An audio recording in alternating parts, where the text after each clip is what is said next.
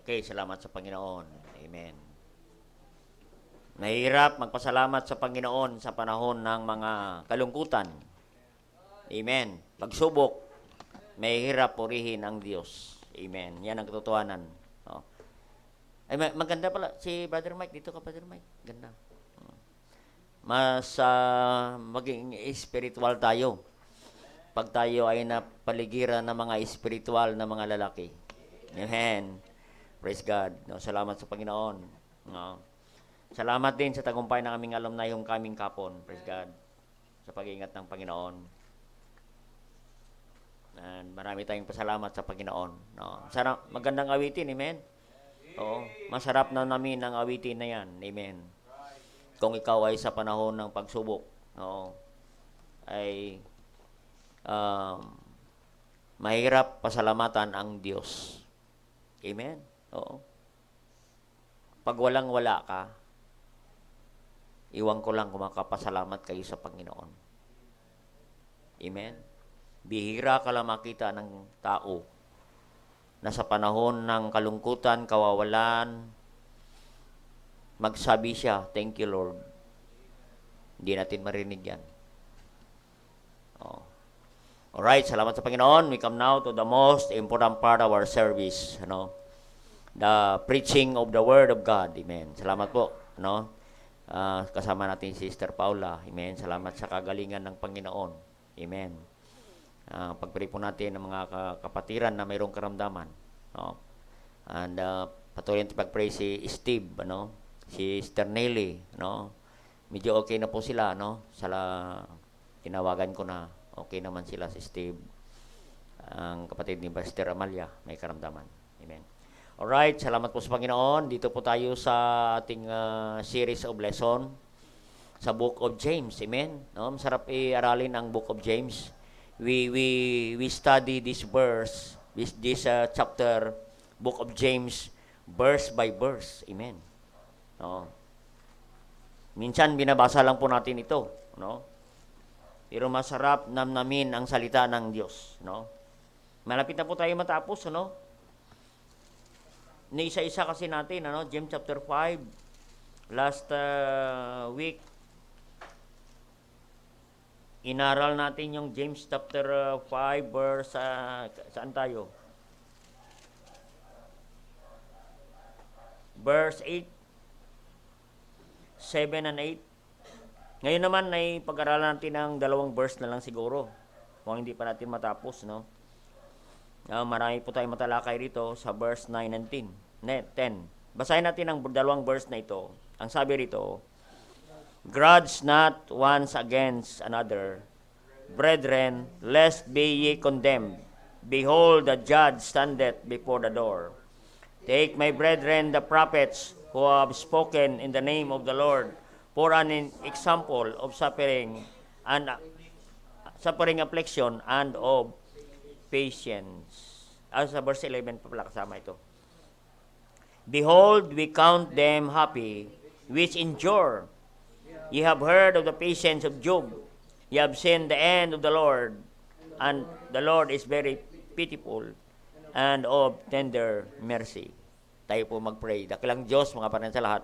Thank you, God, for this passage that we read tonight. Thank you, God, for the brethren na kasama po namin sa live stream. Salamat, Panginoon. Sa mga kapatiran na kasama namin ngayon dito sa Mission House. Salamat po, Panginoon. Thank you for your greatness, faithfulness, and protection sa bawat isa. Salamat, Panginoon, sa mga kagalingan na pinadala mo sa mga kapatid, Panginoon. Thank you for answer prayers, Panginoon. And ngayong gabi, O Diyos, ay tulungan mo kami muli and padalhan mo kami ng revival. Send your revival from heaven tonight, O God. And make me a blessing, O God. And use this message to be blessing, Panginoon. And then this is not my message. This is your message that I'm going to deliver to the brethren tonight, O God. Help us to understand thy word tonight, O God. And Holy Spirit, speak to us in a very personal way. Through your word, O God. Forgive our sins. Cleanse our heart. And be ready to partake thy word tonight, O God.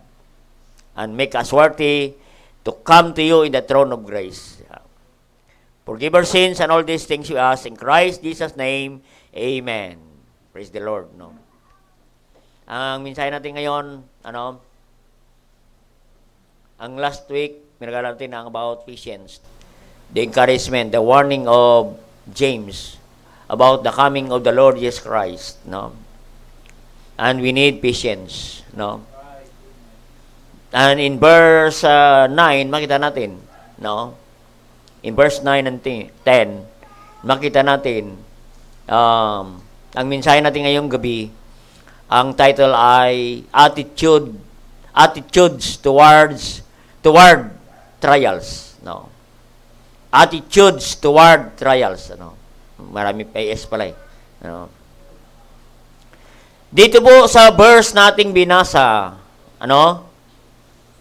dito tayo tinuturuan ni James. Ano ang ating attitude? Ano ang ating pag-uugali sa panahon ng mga pagsubok? Alam mo ba mga kapatid, ang mga Kristiyano ay nag-iiba ang kanyang attitude pagdating sa pagsubok. Amen? Oo. Makita natin mga kapatid, kaya nga tawag pagsubok. Amen? Dito, masubukan natin kung anong klaseng Kristiyano po tayo, ano po ang karakter natin bilang Kristiyano sa pagharap ng mga pagsubok. Dito kasi sa ating binasa, ito po ang mga Kristiyano ay sila po ay dumadaan sa mga pagsubok sa panahon ni James. Oo. Kaya nga makita natin ang attitude ng isang Kristiyano pag mayroong mga problema. May mga Kristiyano na mabigat ang kanyang problema pero hindi mo alam na may problema. Alam niya kung paano dalhin ang kanyang mga problema. May mga Kristiyano naman, kunting problema lang, akala mo malaki na ang problema niya. Nakikita ka agad. Mapapansin mo kaagad na yung taong yan, problemado. Amen. Makikita po sa attitude. Oo. Okay lang po, mga kapatid. Okay lang. Makita mo sa Kristiyano kung maganda ang buhay. Walang sakit. Maraming pera. Maganda ang kalagayan. Masaya. Yan. Pero mga kapatid, ngunit, pag may problema, ano kaya ang attitude ng isang Kristiyano sa pagharap ng mga matitinding problema? Trials. Oo, ang pinag-usapan dito sa panahon ni James. Dito pinakita natin yung illustration ni James. Pagdating sa pagbabalik ng Panginoon, kailangan natin ng patience. At siya ay nag-illustrate ng isang magsasaka na sa pagbabalik ng Panginoon ay katulad tayo na magsasaka na marunong mag-antay, nagtatrabaho habang nag-aantay. Amen? Naglilingkod tayo sa Panginoon habang naginintay natin ang pagtunog ng trompeta. Amen. Yan po. Nakapokus tayo sa trabaho ng Panginoon, ng pag-aakay ng kaluluwa. We focus on Great Commission. Amen. Hindi po tayo nakapokus sa mga balita, sa mga kung ano-anong mga balita ng mga COVID-19 na yan. Hindi po tayo magpupokus dyan. Amen. Ang dalhin niyan ay takot sa atin. Ang kailangan natin ngayon ay pananampalataya para tayo magpatuloy, maglingkod sa Panginoon hanggang siya bumalik. Amen. Maybe you are the last soul winner na ikaw gamitin ng Panginoon. The last souls to be saved at magtunog ng trumpeta at babalik na ang Panginoon. Amen? Yan po, inalintulad niya, illustration niya, yung isang husbandman, magsasaka. Dito naman, in verse 9, isang kanyang illustration is isang judge. Pakita natin yung verse 9. Chapter 5, verse 9. Grudge not one another against brethren, lest be condemned. Behold the judge. Amen. Nag-illustrate siya ng isang judge. In verse 10, in-illustrate niya naman yung isang, ano yan? Prophet.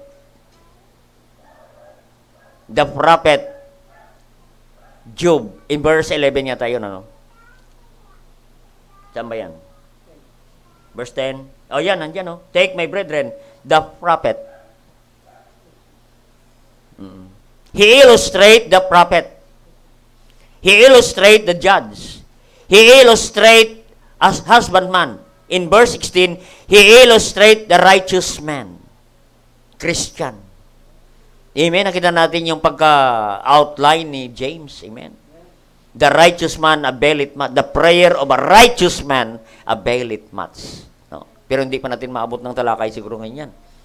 Amen. Pero pinakita ko lang sa inyo yung lay down ng paggagawa ni James. Minsan, mabilis tayong magbasa ng ganyan, pero hindi natin napapansin, mayroon na palang judge, mayroong husbandman, very important pala yung word na yan. The husbandman, very important person pala yan na in-illustrate ng Panginoon sa kanyang pagbabalik. Kailangan, we need to labor, work hard. No? Sow the seeds, which is the word of God, preaching the gospel, that only Jesus saved. Yung pala yun ang mensahe niyan. Amen. That's the message of soul winning and fulfilling the Great Commission. Amen. Dito naman, mga kapatid, he illustrate the judge. Amen. That the judge is only the Lord Jesus Christ. Amen. Amen. Bakita natin in verse 5, verse 10. Verse 9. Behold, the judge standeth at the door, before the door. Amen. Makita natin that the judge standeth before the door. Amen. Katulad nito, may door. Ang Diyos dyan sa door. Tinitingnan tayo kung anong ginagawa niya. He is the judge of everyone. Yan po. The judge. Amen. Kaya ngayon, mga kapatid, what is our attitude in facing trials? Amen. Yan po. Number one. Makita natin verse 9. Makita natin yung word na judge. Ibig sabihin, mga kapatid, our attitudes toward trials, don't judge others. Sabi rito grudge not one another.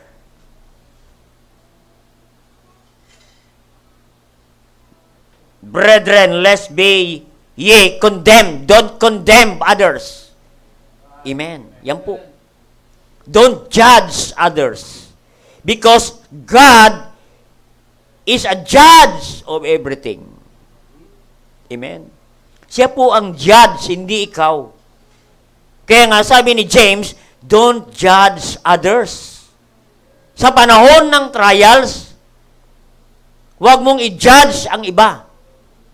Amen. Sa panahon ng pagsubok, huwag ka agad mag-judge.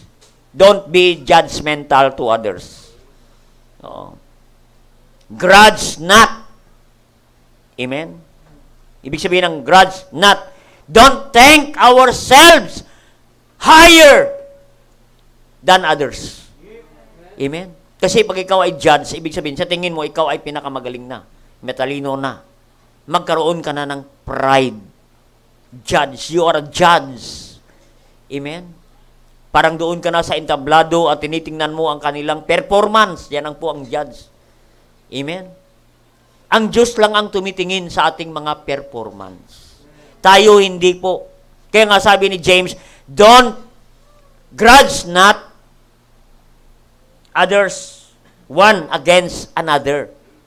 Against one another. Grudge not one against another. Na-preach ko na rin yun ng last Sunday. Gainsaying. Don't say against others. Don't think more higher than others. Katulad ni, ni Korah. Tingin niya, mas magaling siya, mas matalino siya kay Moses, kay Aaron. Mas magaling siya. Yan po ang tingin niya. Anong nangyari? nagkaroon siya ng pride. To judge others is a pride. It is sin. Anong nangyari kay Korah?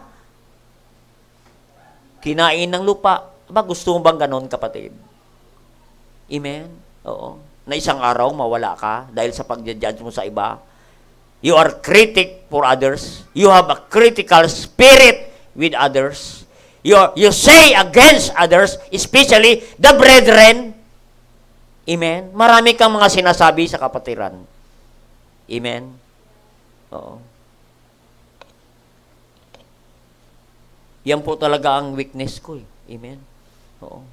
Pag mayroong mga against sa kapatiran, may naringaw against sa kapatiran, nagagalit ako. Sabi ko, I love my members. I love my members. Huwag mong kalabanin ang mga membro. Dahil aawayin kita. Oo. Yan po, mga kapatid. Kaya wag nating isipin na mas mataas tayo kaysa iba. Yan po. Oo. Kaya wag nating hatulan sila. Amen? Ang iba. Yan po, ano? Kaya wag, yun yung, don't blame others. Amen? Yan po. Yan ang ibig sabihin ng grudge not one another. No. Don't be critic or blaming others than ourselves. Amen? Yan po mga judge na tao. Judgmental na tao. Oo. Always blaming others. Yan po ang kanilang attitude. Yung iba na lang tinuturo niya.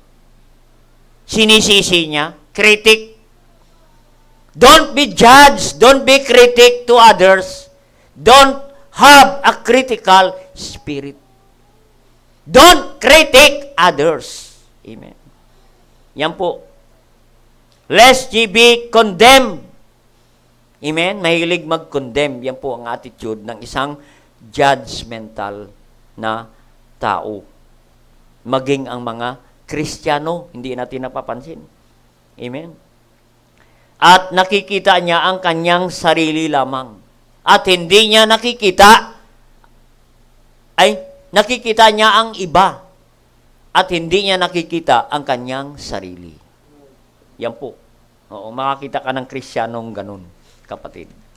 Kaya nga sabi ni James, marami po yan doon sa simbahan ni James. Yung ganun. Kaya sinabi niya ito, grudge not one another, against one another. Amen. At binanggit niya rin yan doon before sa verse 11, no? James chapter 4 verse 11, binabanggit niya rin yan, no? Ang sabi niya, speak not evil one to another. Amen. Hindi maganda na marami kang sinasabi na masama sa iba, that he speaketh evil of his brother, judgeth his brother. Yan po, if you say against one to another, you judge our brother and sister. Speak it evil of the law, and judge the law. And if the judge the law, thou art not a doer of the law, but a judge. Amen? Ibig sabihin, hindi ikaw dapat ang kailangan, gawin mo ang salita ng Diyos, huwag mong bantayan ang iba. Amen? Oo. Trabaho ka lang. Oo. God will compensate what you are doing today. Amen? Kaya wala ka nang dapat isipin na huwag ka na mag-complain, huwag ka na mag-murmur, kung ikaw lang ang gumagawa. Amen? Yan po, ang ibig sabihin? No? Don't judge. Speak evil one another. No? Yan po, ang sabi ni James, grudge not. No? Makarinig ka ng mga kapatiran na ganyan. No? No? Alam mo si kapatid, naku, ganito yan. Alam mo na ba yan? Yung hindi nalaman ng iba, nalalaman ng lahat. Dahil sa iyo. Yan po. Mahilig yan magbantay ng iba. Yan po ang attitude ng isang judgmental na tao at critical spirit. Maghilig magbantay sa iba, na hindi niya nakikita ang kanyang sarili, nakikita niya ang iba. Yan po, mga kapatid. Kaya nga, we need to don't judge others or blame others. Judging others is sin. Amen. Tingnan natin sa Matthew chapter 7, verse 1 to 5.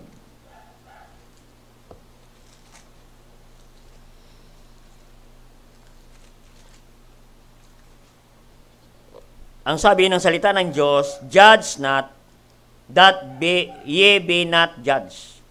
For with the judgment ye judge, ye shall be judged, and with what measure ye meet, shall be measured to you again. And why beholdest that thou mote that is in thy brother's eye, but considerest not the beam that is in thine own eye? Or how wilt thou say to thy brother, let me pull out thy mote out of thine eye, and behold, a beam in thine own eye? Thou hypocrite, first cast out the beam out of thine own eye, and then thou shalt see clearly to cast out the mote out of thy brother's eye. Anong sabi ng Panginoon diyan, kapatid? Kung nagja-judge ka ng iba, you are hypocrite. Oo. Ikaw yung katulad ng nitso na malinis, may pintura ang labas, puti ang labas, bulok ang loob. Yan sabi niya, hypocrites. Oo. Sabi rito.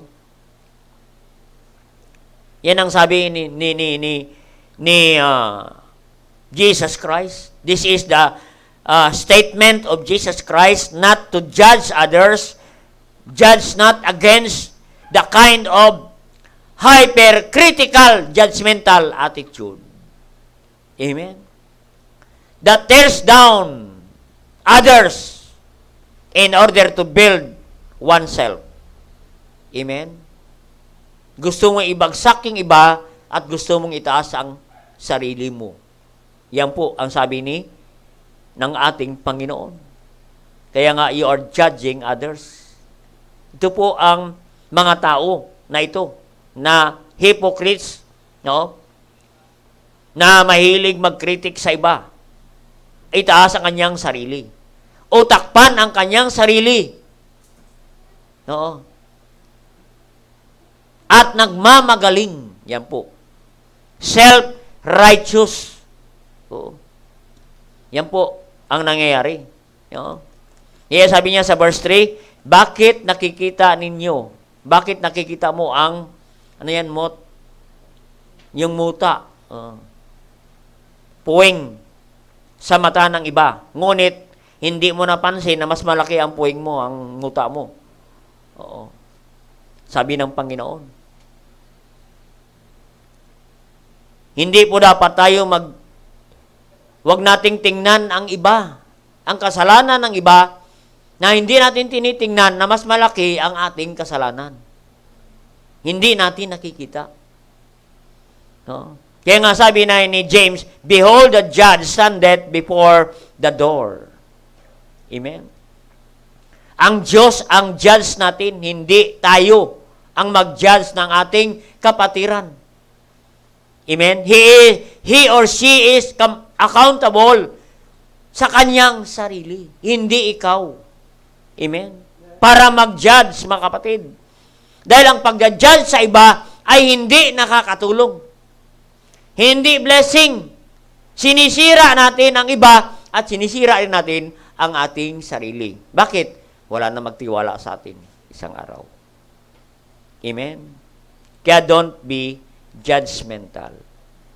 Amen? Don't be complainer or murmurer. Amen? Yan po ang mga attitude ng mga Kristiyano na nagja-judge ng iba. Mahilig mag-complain. Mahilig mag-murmur sa panahon ng problema. Nagre-reklamo. Amen? Oo. Yan po, pag yung ang attitude ng isang Kristiyano pag may problema. Oo. Hindi mo makitaan ng blessing. Oo. Nakakainis kausap. Bakit? Mahilig magreklamo. Amen? Oo. Pag nakausap mo, puro daing ang marinig mo. Hindi natutuwa ang Diyos sa ganyong attitude, mga kapatid. Amen? Yan po ang ibig sabihin ng salita ng Diyos, grudge not one another against. Amen? Nagko-complain ka. Konting bagay lang, nagko-complain ka. Oo. Nawalan ka lang ng bigas, nagre-reklamo na agad. Amen? Nawala lang ng kape, reklamo na. Sabon, wala. Amen? Kung sino na ang sinisisi sa mga sitwasyon na nangyayari, kapatid, you are critical spirit. Amen? Oo. Alam mo, mga kapatid, hindi ka magugustuhan. Oo. Kung ganyan ang ating attitude, kapatid. Hindi tayo blessing sa iba na tayo ay isang Kristiyano na reklamador. Amen? Oo. Pagkausap mo, puro daing ang marinig mo. Amen? Wala man lang, hindi mo man lang marinig ang pasasalamat sa Diyos, kapatid. Oo. Walang pasasalamat, kapatid. Be thankful in little things. Maliit na bagay, pasalamatan mo. Amen? Oh, hindi yung lagi na lang kulang. Amen? Praise God, kahit kulang, at least mayroon. Amen? Kaya mga kapatid, no? Yan ang pasalamatan natin, pasalamat tayo. Instead na tayo magreklamo, magpanalangin tayo na magpasalamat sa Panginoon. Thank you, Lord. Kahit wala akong nakain ngayon, wala akong pagkain maghapon, at least buhay pa rin ako, Panginoon. Yung iba dyan, kumain lang ng litson, pagtapos ng kain ng litson, patay. Amen? Meron kaming asawa ng kapatiran yan. Ang asawa ng kapatiran namin, umattend doon sa kanilang family reunion. Mga Chinese asawa niya eh. Oo. Kumain ng litson. Oo. Kumain ng litson. Nakala nila na stroke. Nagaganyan lang sa may misa. Kumain ng litson. Namatay, kapatid. Namatay. Oo. Ni-inutopsy kung anong kinamatay. Nilulok niya yung buong litson. Yung buo, hindi nakano. Yung sobrang laki ang kinain niya. Hindi kumasya. Nabulunan. Namatay. Na-choke. Yan ang ibig sabihin. Yan po ang nangyari sa kanya. Oo. Kumain ng masasarap na pagkain, namatay. Ikaw walang pagkain, buhay ka, magpasalamat ka sa Diyos. Amen? Ay kung ikaw nakakain ng litson at na-choke ka, tapos ka. Amen? Kaya sabi ng Panginoon, no, don't judge others. Amen? Don't complain. Don't murmur. Oh. Pag mayroong problema, don't judge others. Huwag magsisihan. Amen? Sa pamilya, huwag magsisihan. Oh.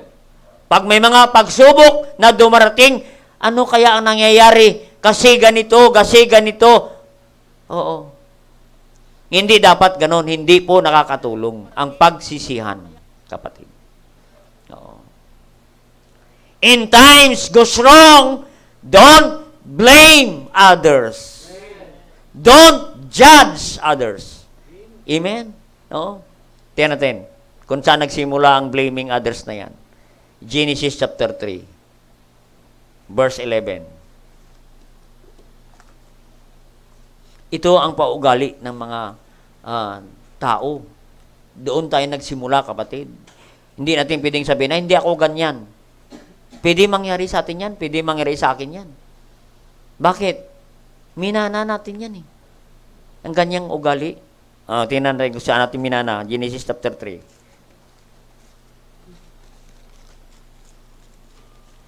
Verse 11. 11 and 13 lang. Ang sabi ng Panginoon, and he said, who told thee that thou wast naked? Sabi ni Adan. Sabi ng Panginoon kay Adan, thou hast eaten the tree whereof I commanded thee that thou shouldest not eat. Ang sabi diyan, amen? And the man said, the woman thou hast givest to be with me, she gave me of the tree, and I did eat. And the Lord God said unto a woman, what is that thou hast done? And the woman said, the serpent beguiled me, and I did it. Amen? Makita natin. Oo. Sabi ng Panginoon kay Adan, bakit nyo kinain ang punong kahoy na yan na pinagbabawal ko? Anong sabi ni Adan? Hindi umamin si Adan. Hindi man lang, Lord, sorry Lord, kinain ko pala. Hindi, mga kapatid. Maraming ganyan. Amen? Anong sabi niyan? Sabi niya sa verse 3, sabi ni Adan, Panginoon, itong babae na ibinigay mo sa akin, salot ito. Peste ito sa buhay ko. Wala nakalagay, Greek word eh. Greek word. Siya nagbigay sa akin, kaya kinain ko. Yan. Sipin mo, tinuro niya si babae na may kasalanan. Tinanong naman ng Panginoon si babae, verse 13, ikaw babae, bakit mo ginawa yan? Ano sabi ng babae? Ito kasing ahas na ito, ahas talaga ito, inahas niya ako. Ayan. Buti pa yung ahas. Wala na. Wala na sang may turo. Amen? Makita mo, pwede yung tao, marami pang ituro, maghanap pang ituro yan, kapatid. Basta makalibre lang. Amen? Hindi na sumagot ang ahas. Amen? Kaya mga kapatid, ito makita natin ang pangyayari sa mag-asawa. Amen? Nakakalungkot yan sa mag-asawa. Kaya maraming mga mag-asawa na naghiwalayan dahil nagsisihan sa isa't isa, ikaw may kasalanan. Amen? Hindi po nakakatulong ang pagsisihan, kapatid. Ang hanapin natin ay hindi pagsisihan, ang hanapin natin kaagad, ano ang solusyon sa problema. Amen. Yan ang kailangan, kapatid. Itong nangyari, nagsisihan silang dalawa. Hindi blessing po yan, kapatid, na nagsisihan tayo sa isa't isa. Amen? Mayroong mga ganyang tao. Amen? Nagsisihin niya ang iba, o hindi. Kung hindi man mga bagay, sisihin niya. Amen? Pag nasipa niya yung upuan, ang upuan ang sisihin niyan. Ay, nandyan kasing upuan na ito. Kung wala itong upuan, hindi ko ito masagi. Amen? Ganon ang nangyayari, kapatid. Hindi blessing tayo, mga kapatid. Walang malay. Kaya, mga kapatid, dapat, mga kapatid, aminin natin. Pag mali, learn to say sorry. Yan lang ang kailangan dyan, kapatid. Tapos na ang problema. Marami pa kasi tayong paliwanag, kapatid. Ang pinaka-ending lang naman na word, sorry. Marami pong sumablay dyan, kapatid. Marami na akong kakilala dyan sumablay. Bakit? Napakaraming paliwanag ang iniintay lang ng pastor. Sorry, hindi niya nabanggit. Bagsak. Amen? Kaya mga kapatid, it is easy to blame others to make excuse our sins. By blaming someone else or any circumstances, but God knows the truth. Alam naman ng Diyos ang totoo na nangyayari, kapatid. Each of us is responsible for what we do. Amen. Don't try to get away sin by blaming others. Amen. Admit our sins. Learn to ask apology. Amen. No? And apologize God. Confess our sins to God. Amen. Aminin natin na tayo nagkakamali. Yan ang hinihintay ng Diyos. Amen. Kaya nga si David, kahit may kasalanan, kapatid, malaking kasalanan. Oo. Adultery. Ano pa? Murder. Pero pinatawad siya ng Diyos, kapatid. Restore unto me the joy of salvation. In Psalm 51. Humingi siya ng confession, kapatid. Inamin niya na siya'y makasalanan. Amen. Umiiyak siya para humingi ng tawad sa Diyos. Dahil sa kanyang kasalanan. Amen. Makita ka sana ng Kristiyanong ganun, ano? Umiiyak, Lord, very sorry, Lord, nakasala ako sa iyo, Panginoon. Umiiyak. Dahil sa kasalanan. Bihira ka na makita ang Kristiyanong ganyan, kapatid.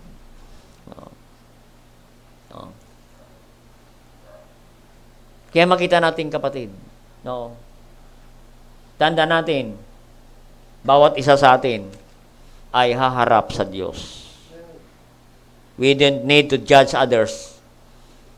No? Dahil bawat isa sa atin ay haharap sa hukuman ng Diyos. Amen? No? Saan natin makita yan? Sabi nga sa verse natin kina, behold, the judge standeth before the door. Haharap tayo sa hukuman ng Diyos isang araw. Anong sabi ng 2 Corinthians chapter 5 verse 10? 2 Corinthians chapter 5 verse 10.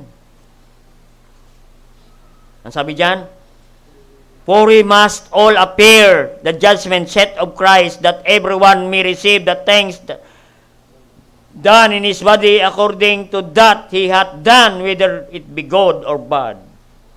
Amen. No? God will judge us, our good or bad na ginawa natin sa Panginoon. Amen. The judge will reward us, our good and evil, kapatid. No, He will judge us, everyone, how we live, how we serve the Lord. Amen. Paano tayo namuhay pagkatapos na tayo naligtas? Paano tayo naglingkod sa Diyos pagkatapos naligtas? Haharap tayo, mga kapatid, sa hukuman ng Diyos. Bawat isa, everyone will give account in the judgment day of Christ, in the judgment set of Christ. Amen? How God will judge how we use our life for God. How we use our time for God. God will judge. Kaya we don't need to judge others. Dahil bawat isa sa atin, we are accountable before God what we do. Amen. Yan po. Bakit ka hahatol sa kapatid? Sabi ng Romans 14:10. Romans 14:10. Ang sabi ni Paul, but why dost thou judge thy brother? Or why dost thou set at naught thy brother? For we shall all stand before the judgment seat of Christ. Amen. All. Sabi rito, we shall all stand before the judgment seat of Christ. Kaya we don't need to critique others. We don't need to judge others because we shall all stand before the judgment seat of Christ. Amen. Alam mo ba ang judgment seat of Christ? That is the judgment for every believers. Amen. Hindi ka hatulan papunta sa impyerno, hatulan ka sa iyong mga paggawa, mga kapatid. Bakit ka mag-judge sa iba? ay ikaw rin i-judge ng Diyos isang araw, bawat isa sa atin. Oo. Kaya nga sabi niya, bakit mo hindi mo binigyan ng halaga ang isang kapatid? Oo. Na bawat isa sa atin ay harap sa Diyos, kapatid. Tayo magbigay sulit sa harapan ng Diyos isang araw. Amen. Kaya mga kapatid, ang ating ginagawa ngayon, nag-iipon tayo ng reward one day in heaven. Amen. Para mayroon naman tayong i-represent sa Panginoon. Kaysa zero ka sa Panginoon. Amen. Soul winning, zero. Giving mo, zero. Prayer meeting mo, zero attendance. Oo. Yung worship service mo, mas marami ka pang absent kaysa present. Wala, kapatid, bawat isa sa atin, naharap talaga sa Panginoon. Magbibigay sulit tayo sa harapan ng Diyos. Amen? Kaya nga mga kapatid, kami mga pastor, we give our best in preaching God's Word. Bakit? Ay harap kami sa Panginoon din. Amen? We are accountable of CBBM Imos. I am accountable. Amen? Kung hindi ko nasabi sa inyo yan, mga kapatid. Kaya ganun, kapatid. Inaaral natin lagi ang salita ng Diyos para maging maliwanag sa bawat isa sa atin ang salita ng Diyos. Amen? Don't judge others. Lalo na in times of trials. Don't blame others. Don't criticize others, mga kapatid. Don't complain, kapatid. Whatever trials comes in our lives, count as a blessing. Sabi ng James chapter 1 verse 2. Brethren, count it all joy when ye fall into diverse temptation. Amen? Bilangin mo lang yan. Na blessing. Blessing lang yan. Ang mga pagsubok na yan. Mayroong gusto ang Diyos dyan. The best para sa iyo. Amen? When trials comes, there is always triumph. Amen. Kung walang trials, walang triumph. Amen. Kung walang laban, walang tagumpay. Amen. No. So number 2 na po tayo. Don't judge others. Don't be critic to others. Number 2. Oo. Number 2. In verse 10 na. Verse 10. I hope na naging maliwanag na ang verse 9 sa atin. Amen. Don't condemn others. We have no right to condemn others. They are accountable for their sins, not you and me. Everybody is accountable sa kanilang ginagawa, kapatid. In verse 10, makita natin. Maganda rin to, verse 10. Chapter 5, verse 10. And, 10 and 11, Yan.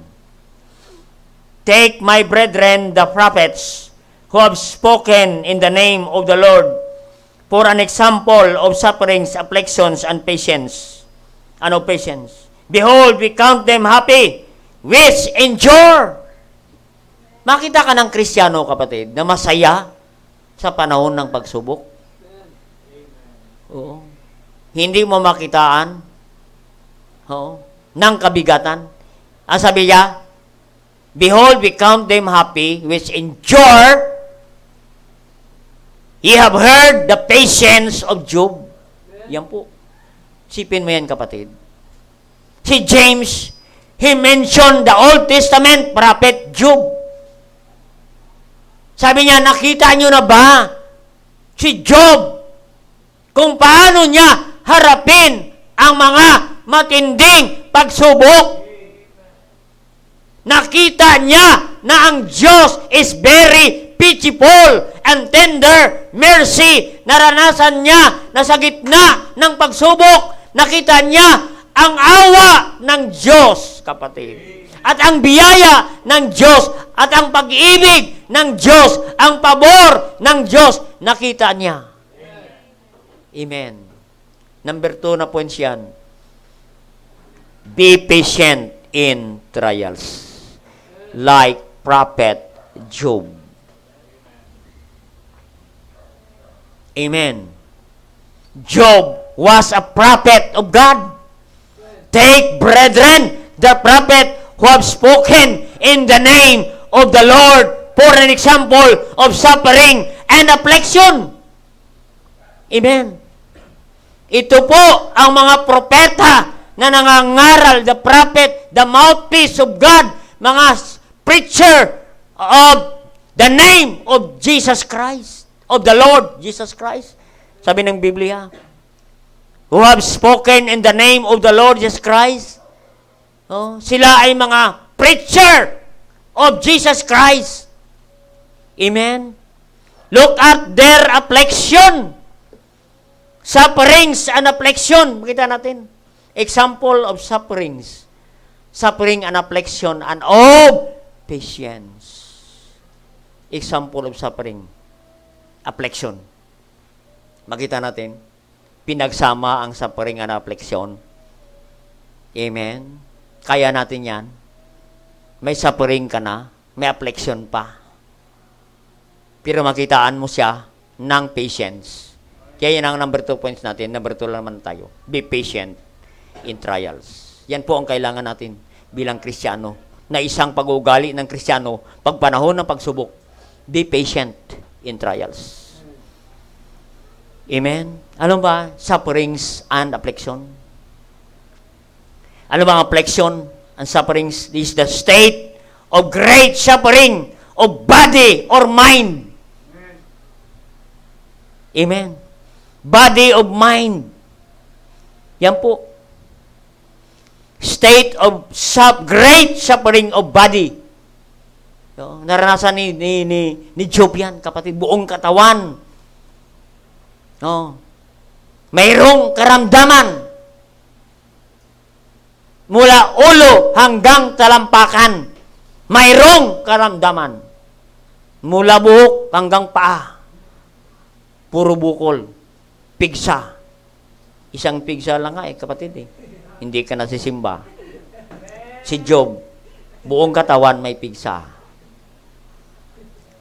Great suffering and affliction.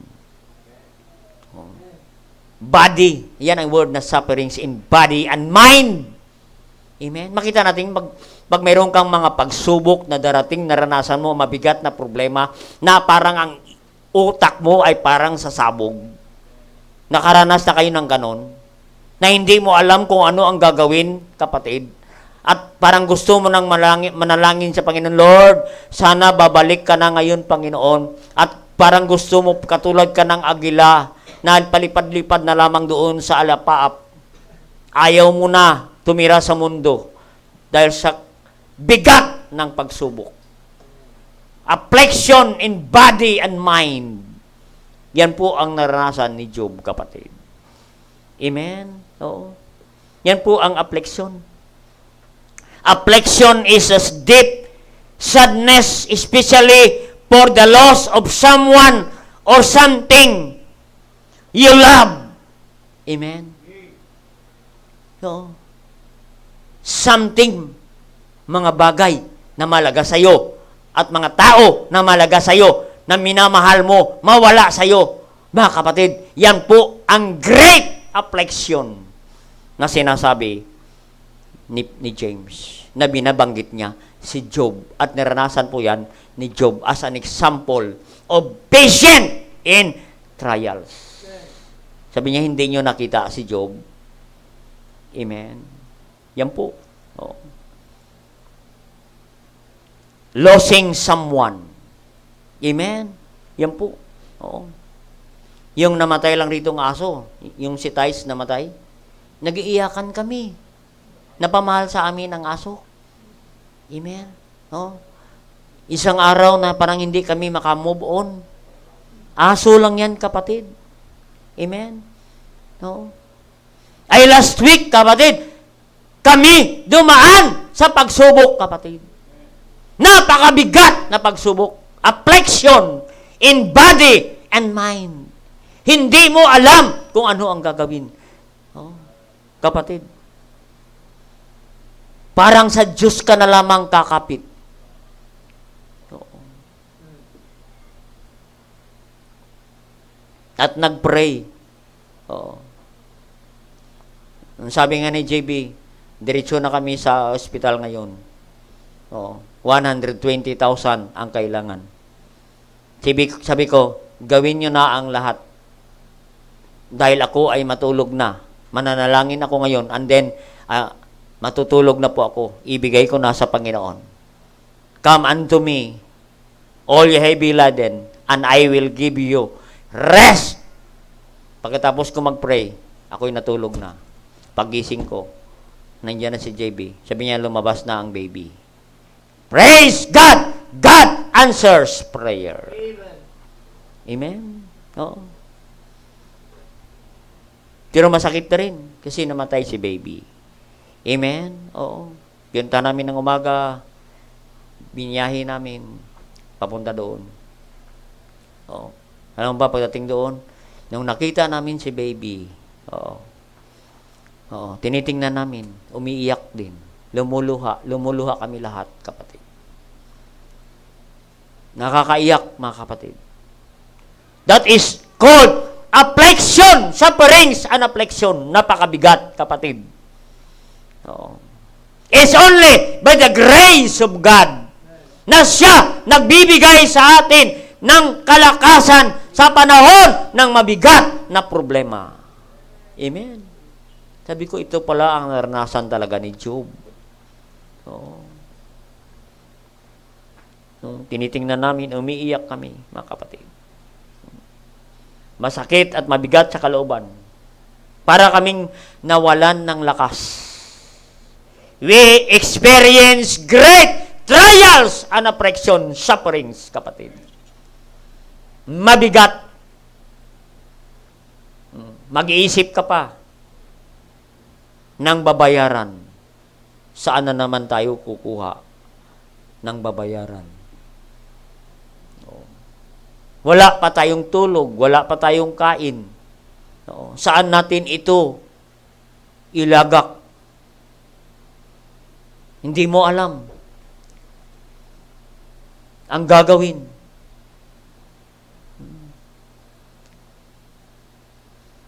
Kaya habang kami naghuhukay ng libingan, tumutulo ang mga luha. Amen? Nagbubuhat, naglilinis, nagbubuhat ng mabibigat. Tumutulo ang luha mo, kapatid. Mabigat sa kalooban. Parang wala kang lakas, pero kinakaya mo.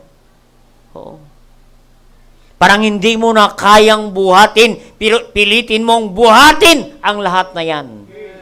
Para matapos ang mga pagsubok na ito. Amen? Hindi natin kayang, sabi ko nga, awitin natin yung He hideth my soul, kapatid. Title lang ang maibigkas namin. Wala na, kapatid. Anong kanta niyan? A wonderful Savior is Jesus my Lord. Wala nang kasunod. My Lord na lang. Hindi na namin kayang umawit ng He hideth my soul. Kapatid. Ganun po ang nangyari. Sinabi niya, be patient in trials. Amen? Be patient in trials. Before pa natin, bago pa dumating ang mga trials, inaaral ko na ito. Kaso lang hindi pa natin maabot lagi ang mensahe. Hindi pa natin maabot. Akala ko lang last Wednesday, ma-preach ko na ito. Pero hindi pa inabot. Sana inabot na ngayon. Amen. Ito po ang naranasan ni Job, mga kapatid. Salamat sa panahon ng mabigat na pagsubok, ang Diyos ang nagbibigay ng kalakasan. Amen? Yung hindi ka na makatayo, kapatid, pinipilit mong makatayo because it's only by the grace of God. Amen? Ito po ang nangyari kay Job. Kung pagsubok ang pag-usapan, kapatid, wala nang tatalo kay Job. Amen. Oo. Magkwento ka na ng iyong pagsubok. Hindi mo malampasan, kapatid, ang pagsubok ni Job. Amen. Kaya tingnan mo lang. Sabi niya, have you seen Prophet Job? Kapag may problema ka, tingnan mo si Job.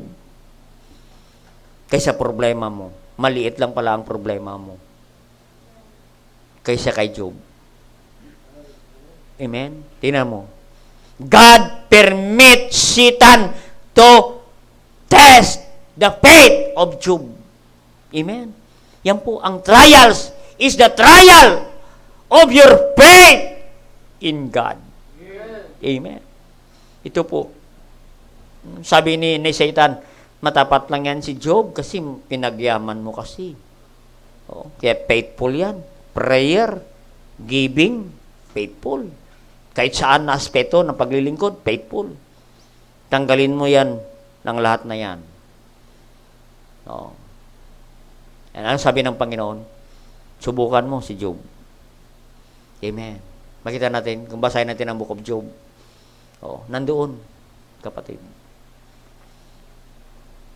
Sa Job chapter 1 yan. Oh, hindi na, Job chapter 1. Oo.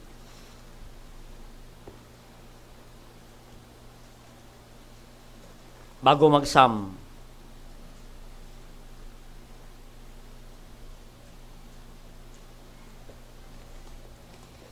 Job chapter 1, makita natin, no? Anong nangyari kay Job, kapatid? No? Sinubukan ng Panginoon niya. Sinubukan ni Satanas. Oo. Pinayagan ng Diyos si Satanas na subukin si Job. Amen? Makita natin dyan. Oo. Mababasa natin yan. Dumaan sa matinding pagsubok si Job. Isipin mo, kapatid. 1,000 oxen ninakaw. 1,000 oxen, magkano? Oh, yung tupa niya, 7,000. I-ano ko na lang, pabilisan ko na lang. Oh, 7,000.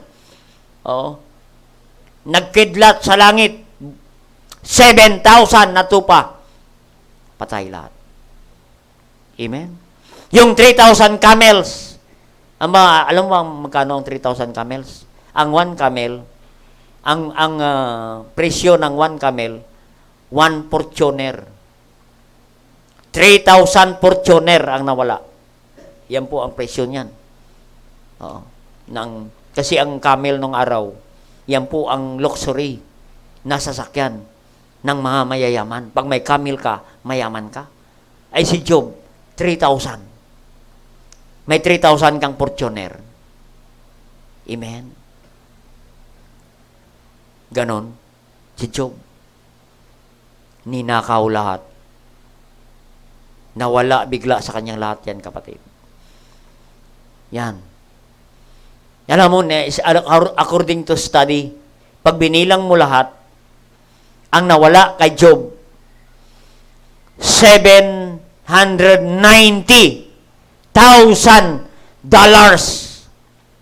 Dollars.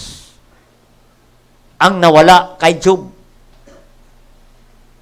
I-times mo yan ngayon sa 50 pesos, $1 times 50 equals 39 million. 39 million. Almost 40 million ang nawala kay Job. Sipin mo yan, kapatid. Pagsubok. Pero si Job, nagpapatuloy, nag-worship sa Panginoon. Amen? Tayo, magkano ang nawala sa pera natin? 50,000, 100,000, 500,000, 1 million, 3 million, 10 million. Si Job, 39 million ang nawala. Sa panahon pa yan ni Job, ang 39 million. Oo. Marami Kristiyano, kunting pera lang ang nawala. 50,000, 300,000, 500,000, hindi mo na makita sa simbahan. Hindi na maging matapat sa Panginoon. He blamed God. He blamed the church. Kasi ang Panginoon, kasi ang church, kasi si pastor. He blamed others. But Job is patient in trials. Amen. At bukod pa dyan, kapatid, no? Bukod pa dyan, ang kanyang anak. Oo. Ang kanyang bahay, kapatid, hinangin ng malakas at namatay ang kanyang mga anak, kapatid.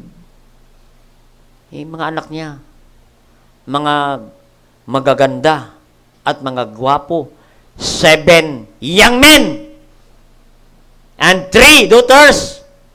Yan po ang mga anak na matay. Lahat. Think about. Lahat ng anak mo mamatay. Amen? Isa lang mamatay. Naku po, di ka makamabuon. Oo. Yung anak mo nga magkasakit lang. Mabibigat na. May sakit lang yan. Ito kay Job, namatay ang 10 anak. Sabay-sabay, kapatid. Think about funeral service of 10 children. Amen. 10 anak. Kaya mo pa kaya mag-funeral service? Amen. Pero ang sabi ni Job, bumangon siya. In verse 20. Then Job arose and rent his mantle and shaved his head and fell down the ground and worship. Amen. Siya ay bumangon, tumayo, kapatid. Makita natin, sinuot niya ang kanyang balabal. No? Inahit niya ang kanyang buhok. That's the sign of humility before God, kapatid. At nagpatira pa sa lupa at sinamba ang Diyos sa langit. Sa trials na yan, kapatid. Pero nagawa niya pa mag-worship sa Diyos, kapatid. Sa panahon ng pagtitinding pagsubok, kapatid, ay nagawa niya pang magsamba sa Diyos, kapatid. Ano ang problema natin, kapatid, na hindi tayo makasamba sa Diyos? Si Job, kapatid, millions of money, lost. He lost his wealth. He lost his children, kapatid. But he worshiped God. Amen. Amen. Anong sabi niya sa verse 21? And said, naked came I out of my mother's womb, naked shall I return, neither the Lord gave, the Lord take it away. Blessed be the name of the Lord. Amen. Yan ang si Job, patient in times of trials, kapatid. Ang sabi niya, Lord, sa iyo ang lahat, ikaw ang nagbigay, kinuha mo. Blessed be the name of the Lord. Purihin ang Diyos. Amen. Magawa ba nating purihin ang Diyos? Mawalan ka ng 39 million. Tapos, buong anak mo wala. Tapos, ang bahay mo, na matagal mong pinagawa yan, pinagpaganda. Tapos, isang idlap mawala, kapatid.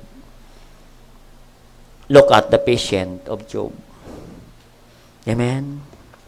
Job did not understand what God was doing in his life. Hindi niya maintindihan. Kapatid. Hindi niya kayang ipaliwanag ang mga pagsubok na yan, kapatid. Oh. Ganon din sa ating buhay. Naranasan din natin ganon. Oo. We experience trials in our finances. Si Job ganon. 39 million in his finances. He lost. Oh. Dumaan siya sa pagsubok sa kanyang pamilya. Naubos ang kanyang manak, namatay. Think about, sobrang lungkot yan, kapatid. Oh. Pero sabi niya, blessed be the name of the Lord. He never questioned God. He never charged against God. He never blamed God. Blessed be the name of the Lord. Ang sabi niya, verse 32, in all this, Job sinned not, nor charged God foolishly. Amen. Yan po. He blessed the Lord. Magawa ba nating purihin ng Panginoon? Makaawit pa kaya tayo ng papuri sa Panginoon pag dumaan tayo sa pagsubok? Amen. Makita natin in our trials, God expects us to express our faith to show to the world that we have omnipotent, omnipresent, omniscient, immutable God nasa atin.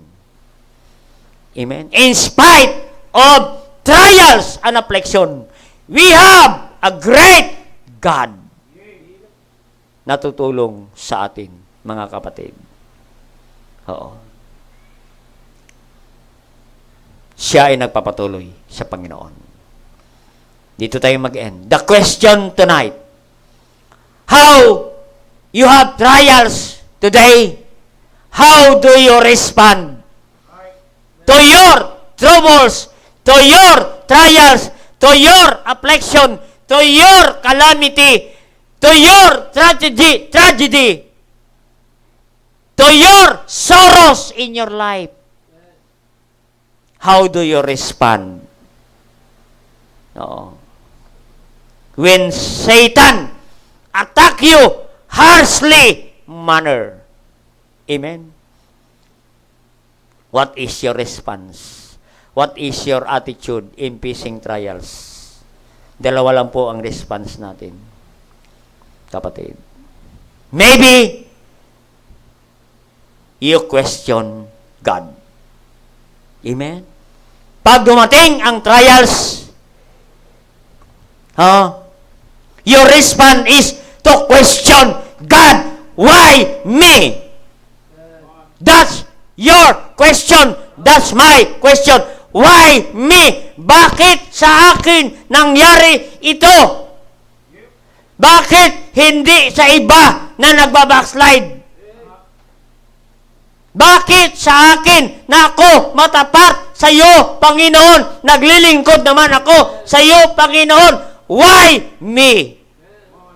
Pwede tanong ni Job yan sa Panginoon.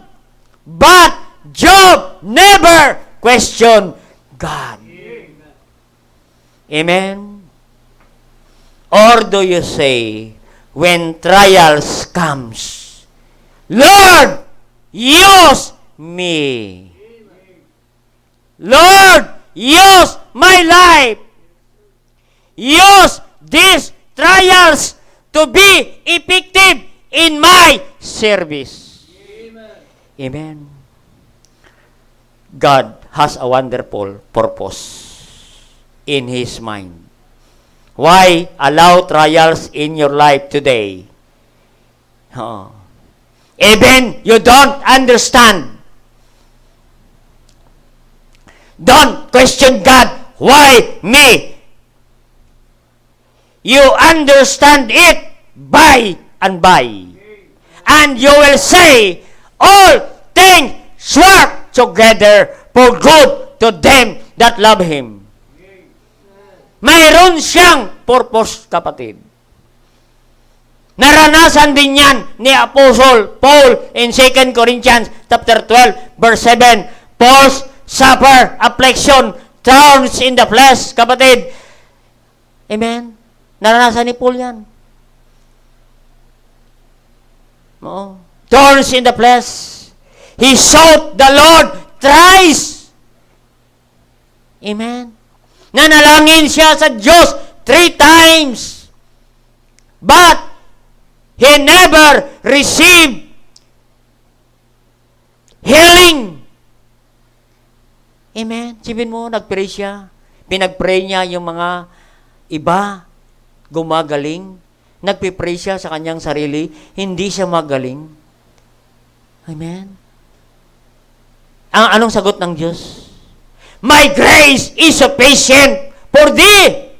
For my strength is made perfect in weakness. Most gladly, therefore, will I rather glory in my infirmities, that the power of Christ may rest upon me.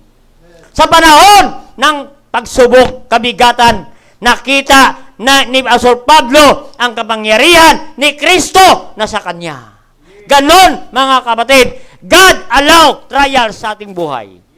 Para makita natin ang kapangyarihan ng Diyos. God allow infirmities because to see the power of God in your life. Na ikaw nagpapatuloy sa Panginoon. Kung saan na tayo ay mahina, malakas tayo sa Diyos. Makita natin ang kapangyarihan ng Diyos. Amen. What is attitude towards trials? Number 1, don't judge others. Don't be critic. Don't complain. Don't murmur. Trust God. Be patient in trials like Prophet Job, like Apostle Paul. My grace is sufficient unto thee. Why God allow trials? To see the power of God in your life. To glory His name. Tayo po mag-pray. Dakilang Diyos, salamat po sa inyong mga salita. Bagamat may mga pagsubok ang bawat kapatid, hindi ko alam ang aming naranasan. Hindi ko alam sa mga kapatid ang kanilang karanasan. Mayroon kaming iba't ibang sufferings, affliction, calamity, tragedy, sorrows in life today. Hindi ko po alam. Habang tinutugtog ang awit panyaya, is the right time for us to give it to the Lord, whatever trials in our lives today. Give it to the Lord. Siyang may alam yan. May purpose ang Diyos dyan. What we need is the grace is sufficient for thee. Sapat na ang biyaya ng Diyos na sa panahon ng pagsubok, nandyan lagi ang biyaya ng Diyos sa atin. Sige po, just kneel down to God where you are. Wala kang pagsubok ngayon. Baka darating ang pagsubok. Alam mo na ang gagawin. Bless God. Bless the Lord in times of trials. Don't blame God. Don't blame others.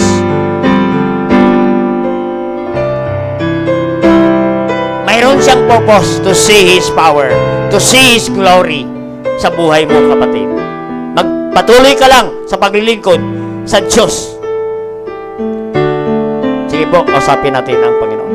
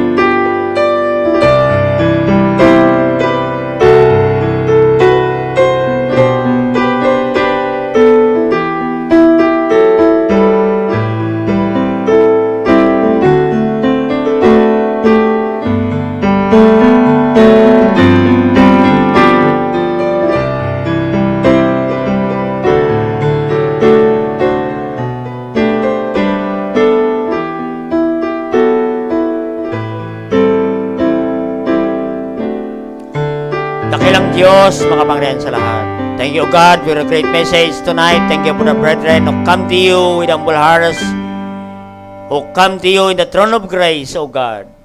Salamat po, Panginoon, sa manak nyo. Lumapit, Panginoon. You know their trials, Panginoon, problems, sorrows in life, Panginoon.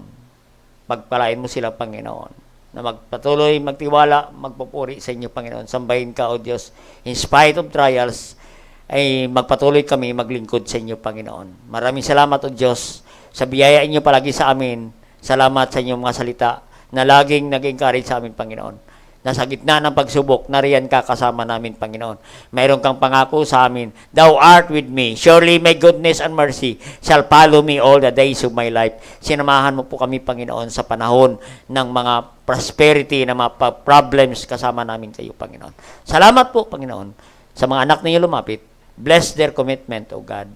Bless their problems, Panginoon. Tulungan mo sila, bigyan mo sila ng solusyon, mga pagsubok, Panginoon. Kaya dinudulog ko po ang lahat sa inyo, lahat po ng mga ginawa mo ngayong hapon, ngayong gabi, ay binabalik ko po ang lahat ng pasalamat at papuri sa inyo, Panginoon. Ang lahat nito aming dalangin. Sa pangalan ni Jesus, Amen. Praise the Lord, Amen. I hope you're blessed with the message tonight, Amen. Okay, salamat sa Panginoon. I hope you're blessed and dako po tayo sa panambahan sa magitan ng ating offering sa Panginoon. Tawagin na po natin ang ating usher. Thank you for faithfully sending your tithes and offering to the Lord. Kaya ang ating gawain ay nagpapatuloy sa gawain ng Panginoon. Amen. Okay, tawagin na po natin ating usher.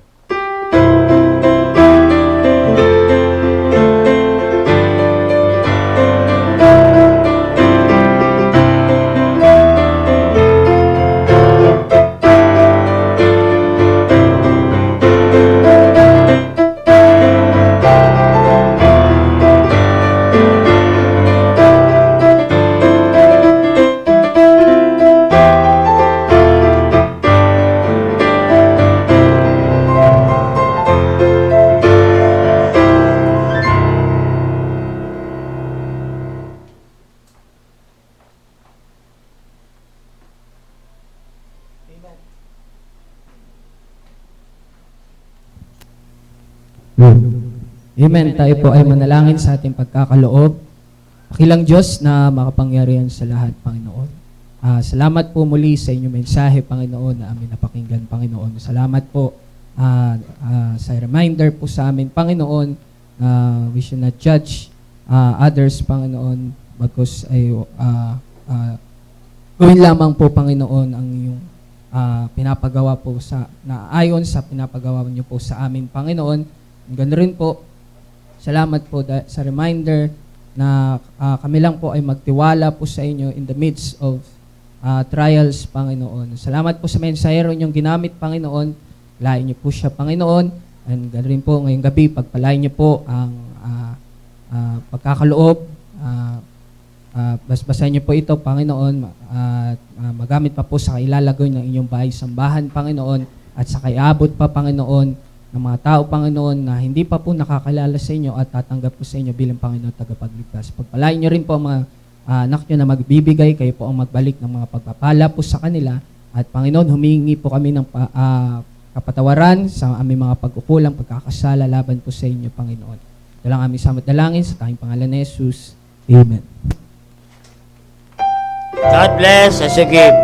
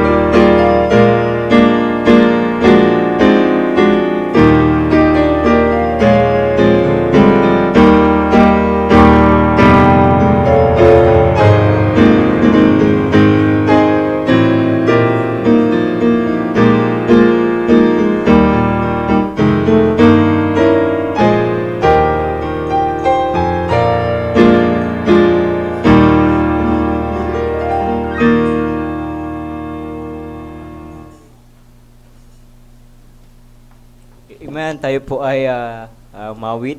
Awitin po natin ang hymnal 145, It is well with my soul.